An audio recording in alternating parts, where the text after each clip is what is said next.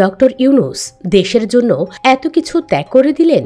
দেশের জন্য আদরের অসুস্থ প্রিয়তমাকেও সময় দিতে পারছেন না। পুরো ঘটনাটি শুনুন শেষ পর্যন্ত, কান্না ধরে রাখতে পারবেন না।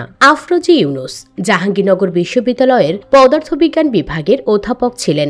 ম্যানচেস্টার ইউনিভার্সিটিতে পদার্থবিজ্ঞানের গবেষক হিসেবে থাকাকালীন সময়ে পরিচয় হয় মোহাম্মদ ইউনূসের সঙ্গে। প্রথম ডিভোর্সের পর দীর্ঘদিনের একাকিত্বের অবসান ঘটান ডক্টর ইউনূস।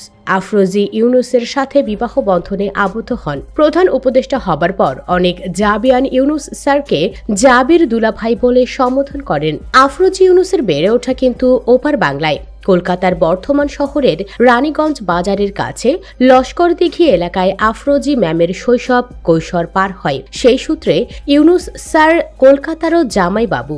দাম্পত্য জীবনে তারা সুখী দম্পতি ছিলেন, কিন্তু বিপত্তি বাধে আফরোজা ইউনূসের ডিমেনশিয়া রোগ। ধীরে ধীরে ভুলতে থাকেন নাম, নাম্বার, দৈনন্দিন কাজ, পুরানো স্মৃতি, পাড়া প্রতিবেশী সবাইকে। একটা সময় ভুলে বসলেন তার নিত্যদিনের জগৎটাকেই। শুধু স্মৃতিতে থেকে গেলেন ইউনূস স্যার।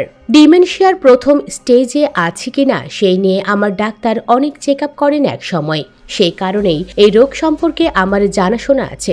আমি নাম্বার, অনেকের নাম ভুলে যাই।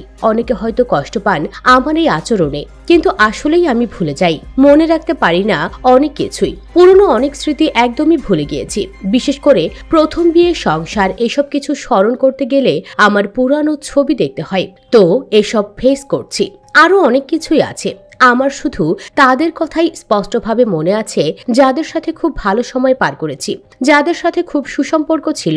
আজকে আমি বলি, আমি অনেক কিছুই কেন বলে যাই, কারণ ভবিষ্যতে যদি এই সমস্যা আরো বেড়ে যায়, অন্তত এই কথাগুলো যেন থেকে যায়। তো নিজেকে দিয়েই বুঝেছি আফরোজা ম্যাম ইউনূস স্যারকেই কেন মনে রেখেছেন, কারণ স্যার ম্যামকে যথেষ্ট ভালোবাসতেন, সম্মান করতেন। তার প্রমাণ তিনি প্রধান উপদেষ্টা হবার আগেই জানিয়েছিলেন যে স্ত্রীর দেখাশোনার দায়িত্ব তার। তার স্ত্রী তাকে ছাড়া কাউকে চেনেন না। খাওয়া দাওয়ার সব দায়িত্ব তার। একজন মানুষ বৃদ্ধ হলেও দিন দিন শিশুর মতন হয়ে যাচ্ছেন। কাউকে চেনেন না, কাউকে তার মনে নেই। কতটা অসহায় লাগে নিজের কাছে নিজেকে। চিনেন শুধু স্বামীকে, সম্পূর্ণ নির্ভরশীল হয়ে আছেন সেই স্বামীর প্রতি। দুজন মানুষের শেষ জীবন হয়তো এভাবেই একে অপরের প্রতি নির্ভরশীল হয়ে যত্নে, ভালোবাসায় কেটে যাবার কথা। কিন্তু না, বাধা দিল 5ই আগস্ট। আমরা দেশের জন্য যোগ্য নেতা পেলেও আফরোজা ম্যাম আর আগের মতন পাশে পান না স্বামী মোহাম্মদ ইউনূসকে। কেমন যায় তার দিনকাল? কে যত্ন নেয় তার? তিনি তো কাউকে চেনেন না। অচেনা কারো যত্ন কি একসেপ্ট করতে চান? অবিশ্বাস, দ্বিধা, দ্বন্দ্বের আতঙ্ক নিয়ে কেমন যাচ্ছে একজন বয়স্ক নারীর প্রতিটা বেলা।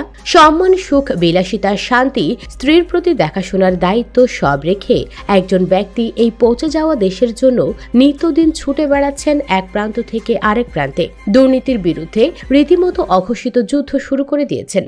নিত্যদিনের পণ্য গরিব মানুষের হাতের নাগালে রাখার জন্য তার প্রশাসনকে সর্বোচ্চ কঠোরতা দেখিয়েছেন। বিশ্ব দরবারে বাংলাদেশকে দুর্নীতিমুক্ত, এই দেশের তরুণদের প্রতিভাকে যোগ্য জায়গায় নিয়ে যাবার জন্য প্রতিদিন এক এক মহলে দেন দরবার চালাচ্ছেন। ছুটে যাচ্ছেন বিশ্বের এক এক প্রান্তে। স্বার্থ তার একটাই, বাংলাদেশকে সম্মানজনক অবস্থানে নিয়ে যাওয়া। এই সৎ চাওয়াটুকুর জন্য তার স্যাক্রিফাইস, তার অসুস্থ ওয়াইফের স্যাক্রিফাইস সব ভুলে আমরা যা তা বলে বসছি। সুদখোর ইউনূস বলি, দাজ্জাল বলি, নিজেদের দিকে তাকাই না। আমরা কি করছি? এই দেশের জন্য, দিনের জন্য আমাদের ডেডিকেশন 15 বছরে কি ছিল আর এখনই বা কি আছে?